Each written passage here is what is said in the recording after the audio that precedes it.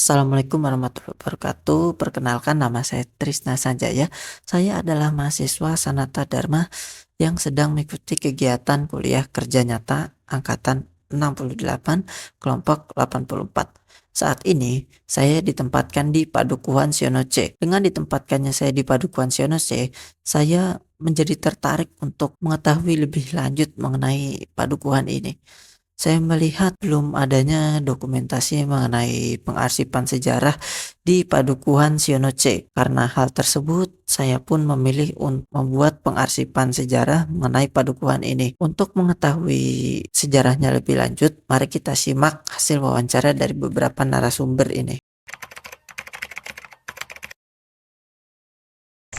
Nah, tapi walaupun demikian, berhubung ini saya kan istilahnya cuma meneruskan ceritanya mbah-mbah dulu, sehingga cerita ini saya namakan cerita tutur tinular. Jadi cuma tularan dari mbah-mbah dulu, karena mbah-mbah dulu itu memberi cerita kepada nenek moyang kita. Dulu itu menjadi bahan pertanyaan pada orang-orang lain, ya. Contohnya gambarannya seperti kamu sekalian tanya pada saya ini gitu. Dia itu selalu ada pertanyaan dari anak cucu di Siono itu, kok dari sana sini suaranya kok baik, orang-orangnya kok berwibawa, itu gimana Mbak? Seperti ini, seperti yang saya ceritakan ini. Namun seandainya nanti ada hal-hal yang kurang pas dengan keadaan, berhubung hanya apa tuh, tutur tinular, mestinya ya ada yang kurang pas, ada yang pas, ada yang lain begitu. Saya ibaratkan orang berjalan. Orang berjalan itu kita akan ke pasar Pragiu makanya. Ada yang untuk berlombo, ada yang pakai dan lain sebagainya. Nanti sampai di Praci bersama-sama bertemu gitu. Itu ceritanya begitu itu. Sehingga ini nanti seandainya kamu sekalian akan membeberkan cerita dari saya ini, jangan sampai bilang Mbah Jiwo itu satu orang yang paling tahu di sana. Jangan. Saya cuma orang bodoh saja, cuma mendengarkan cerita dari mbah-mbah dulu, sehingga cerita itu saya tularkan kepada kamu sekalian. Maka saya namakan tutur tinular. Tahu ya? Alhamdulillah. Semoga nanti menjadi pengertian tambah pengertian kamu sekalian bahwa di Siono ceritanya seperti itu. Mungkin sekian dulu. Usul dari Dusun Siana ya. Ini sebelumnya ceritanya begini. Dulu sebelum dusun ini terjadi dusun, nah, ini adalah tempat yang namanya hutan belantara. Kemudian di sini dulu ada beberapa orang yang tahu bahwa tanah di sini ini baik untuk lahan pertanian, dan di situ banyak orang yang ingin menggarap atau mengolah tanah ini sebagai mata pencaharian, yaitu bercocok tanam atau cari bahan makanan gitu. Kurang lebih 10 orang dia dapat ladang ini, dan setelah didapat ya seluas-luasnya itu ya ada seorang wali. Ada seorang wali, kalau zaman sekarang dinamakan Wali Songo, yang namanya Sunan gitu. Itu datang, kemudian dia nanya, "Beng, mengapa kamu di sini?" "Iya, Mbah, saya di sini dapat ladang ini yang nantinya saya akan gunakan untuk menanam barang-barang bahan makan untuk keluarga dan sanak saudara saya begitu." "Oh ya, Dik, baik sekali. Ini nanti tanamannya lebih baik karena tanahnya subur begitu." Berarti wali itu kan setuju dia. Setelah begitu, sehingga 10 orang kurang lebih tadi, wali tadi bilang lagi, "Nak, sekarang saya akan kembali, tapi ya 1 bulan lagi saya ingin datang ke sini lagi untuk menjelaskan atau memberi tahu pada kamu sekalian gitu." 1 bulan kurang lebihnya itu Wali Padi datang lagi. Terus setelah itu Wali itu menyuruh supaya teman-teman semua yang dapat ladang itu supaya berkumpul, akan diberi pengertian begitu, pengertian bahwa di sini ini alangkah baiknya kalau dibentuk sebagai persatuan gotong royong yang lebih erat dan lebih bagus, lebih kuat. Nah, terus kelanjutannya gimana, Mbak? Kelanjutannya nanti kalau kamu sudah di sini itu jelas sudah kerasan semua, itu akan saya bentuk sebagai dusun itu, sebagai desa. Nah, setelah itu dia orang-orang yang tadinya 10 orang dapat tadi mencari teman-teman sehingga dia mendapat teman yang sangat banyak, dan disuruhnya kepada Nabi itu supaya semua membuat gubuk sendiri-sendiri. Jangan hanya gubuk kecil saja, kalau bisa yang besar, karena di situ kan banyak kayu yang ditebang itu untuk ramuan gubuk itu. Ya, terus maksud Simbah bagaimana? Ini nanti saya punya gagasan, akan saya buat suatu dusun atau desa. Orang-orang yang sebanyak kurang lebih 10 orang tadi usaha supaya anggotanya lebih banyak, dan dia itu juga melaksanakan membuat gubuk sendiri-sendiri, dan gubuk-gubuk itu supaya lebih dari baik dan besar lagi, setiap hari supaya diadakan gotong royong membuat gubuk itu diperbaiki gitu. Nah, makin banyak orangnya, dia bilang, Mbah Wali bilang, semua sudah tahu maksud saya? Belum Mbah. Kalau belum tahu akan saya jelaskan. Di sini akan saya cipta sebagai desa. Kalau kamu semuanya nanti kerasan di sini menjadi desa yang lebih baik dan lebih subur, dan desa ini akan saya namakan sekali. Kan ini belum ada namanya gitu. Terus yang garap tanah tadi bilang, sudah Mbah, ini sudah ada namanya. Di sini itu namanya, karena di sini banyak pohon aren, Mbah, namanya Alas Ngarenan gitu. Alas Ngarenan. Di sini ini dulu banyak pohon aren sehingga dinamakan Alas Ngarenan. Sebelum menjadi desa itu, Dek, saya sangat setuju, Mbah, karena di sini kalau dibuat desa strategis sekali. Lahannya luas dan juga tanahnya subur, sehingga nanti para penghuninya akan menjadi kerasan dan bisa kaya raya gitu.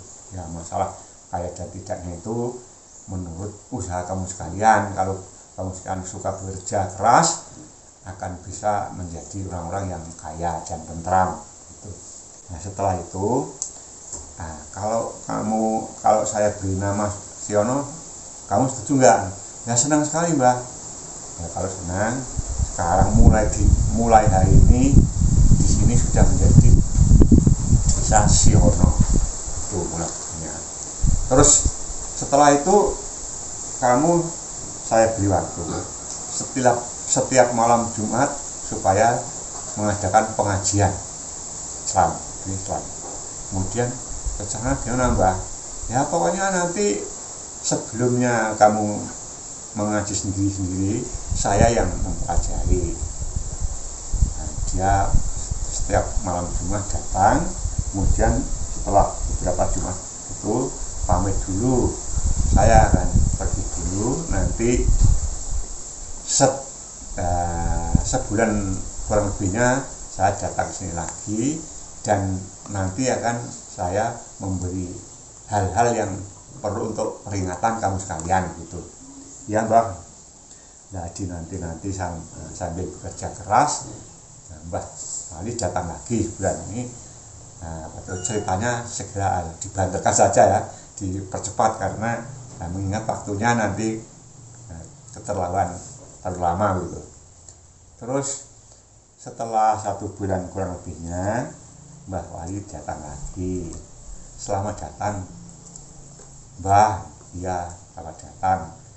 Nah, saya dulu sanggup akan kembali sini 1 bulan, bahkan ini belum ada 1 bulan saya sudah datang karena saya sangat setuju kalau kamu sekalian ini menjadi penghuni ini sebagai desa Siono, ya Mbah. Kemudian setelah itu saya akan bilang sama kamu sekalian, nanti malam kamu kalau kamu tidur jangan mendengarkan hal-hal yang lain. Nanti malam akan ada suara yang berbunyi ramai, tapi kamu sekalian tidak boleh tidak boleh nanya atau tidak boleh mencampuri atau mendatangi. Diam saja di rumah, ya Mbah. Itu pada waktu itu ada suara ramai sekali, tek itu namanya itu Mbah Wali itu membuat masjid itu di lapangan itu. Kemudian setelah menjadi masjid, siangnya terus dikumpulkan di masjid itu. Mbah, saya heran sekali dan mau nanya Mbah, apalagi masjid hanya sekecil ini kok bisa memuat jamaah yang sebanyak ini Mbah. Nah, jangankan cuma ini, sedangkan nanti ratusan orang bisa masuk semua, walaupun cuma sekecil ini, begitu. Kemudian pada waktu itu di sini itu Demang. Kalau dulu Demang, kalau zaman sekarang disebut kepala desa. Namanya di sana Semugi itu Demang. Terus Pak Demang mendengar kalau di sini itu dibuat desa dari Mbah Wali. Kemudian dia tahu kalau di sini ini dibuat desa kok indah sekali dan ramai atau nantinya itu akan menjadi subur, sehingga Pak Demang juga istilahnya itu iri. Mosok cuma ladang aja kok bisa begini, bahkan ada masjidnya. Terus masjid itu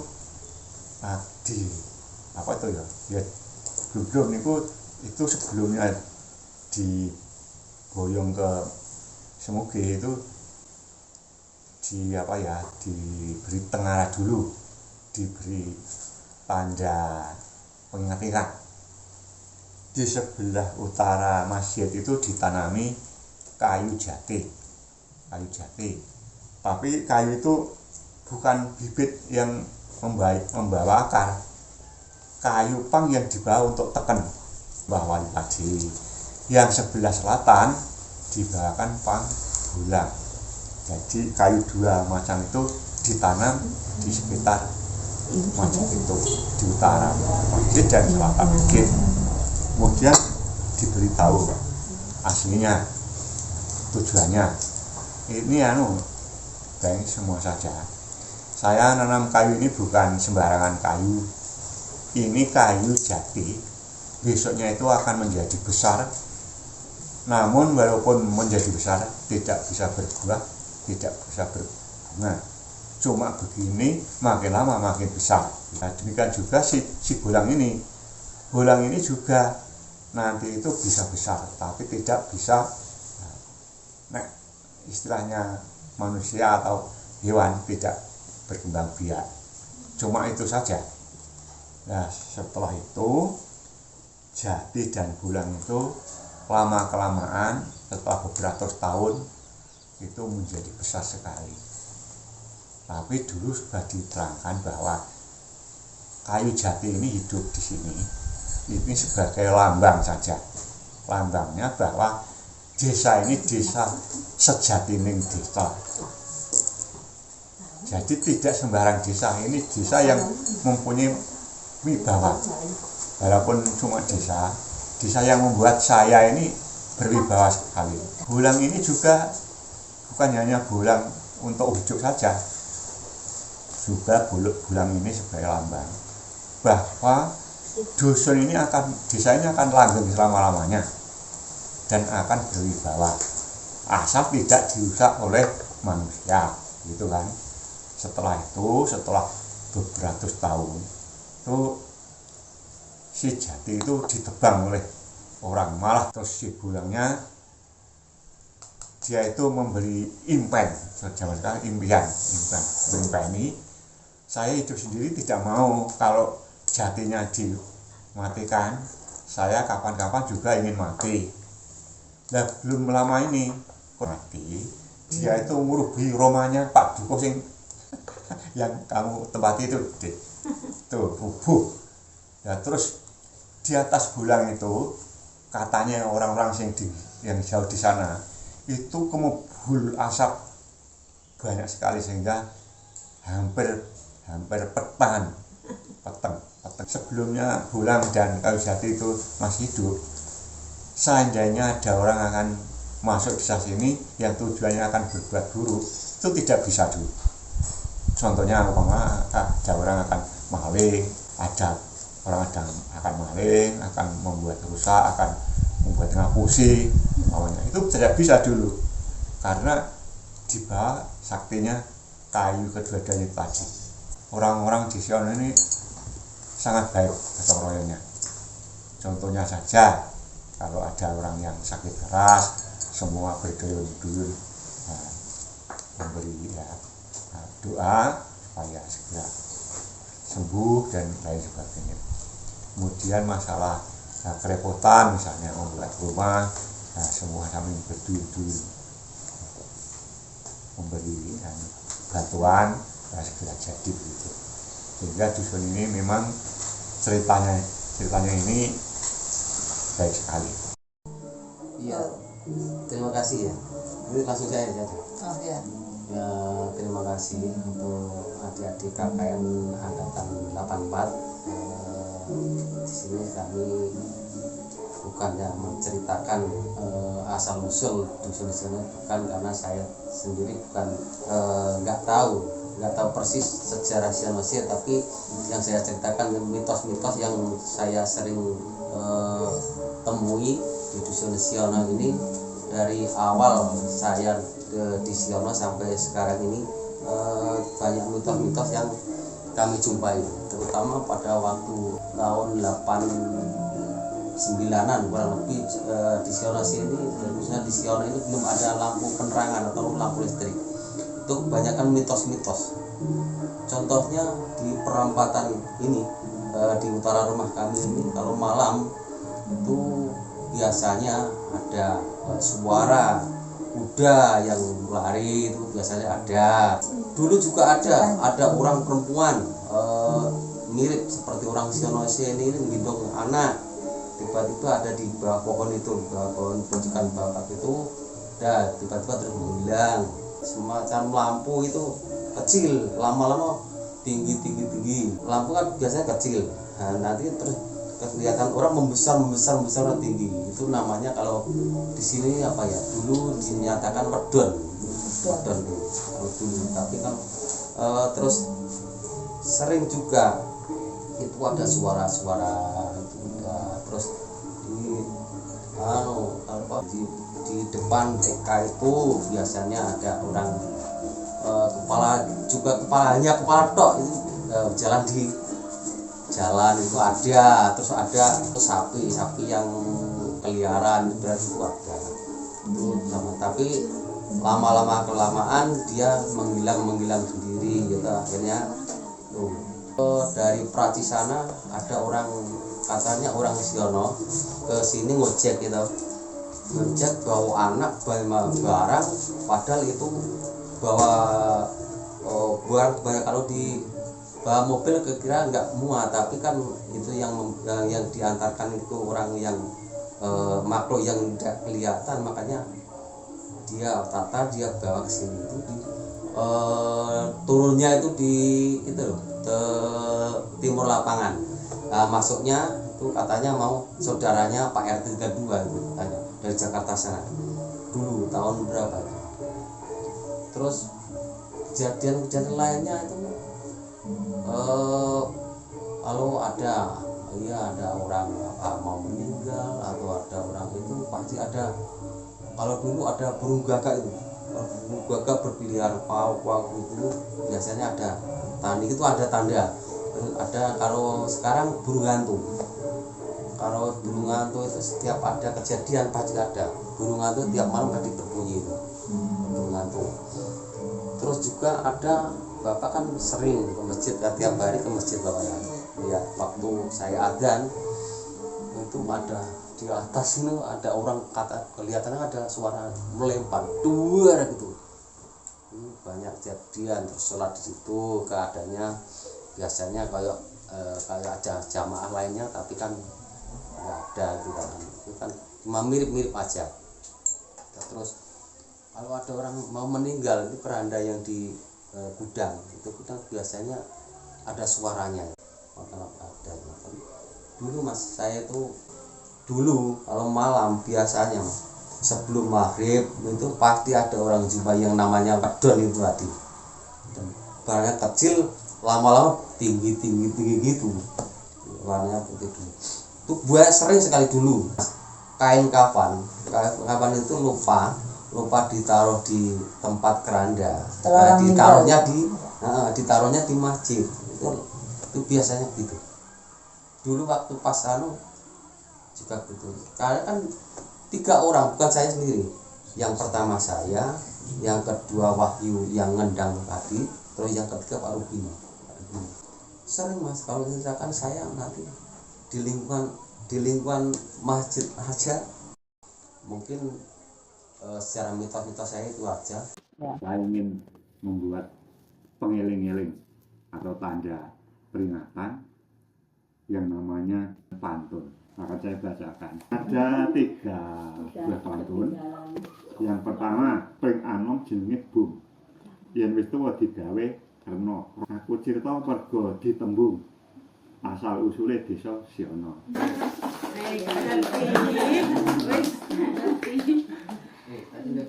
Lalu yang kedua, telo sepe dawa-dawa. Dimasak diwadahi panci. Kenalan karo Mbah Jiwo. Oleh-oleh kawruh sing wigati.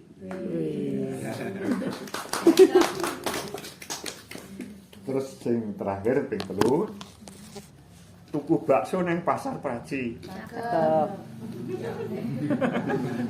Tuku bakso neng pasar Praji, ing baran ora ana-ana. Yen kowe esuk dadi priyayi, aja lali desa Siono. Ya, Mbah. Nah, kemudian sekianlah berita dari saya.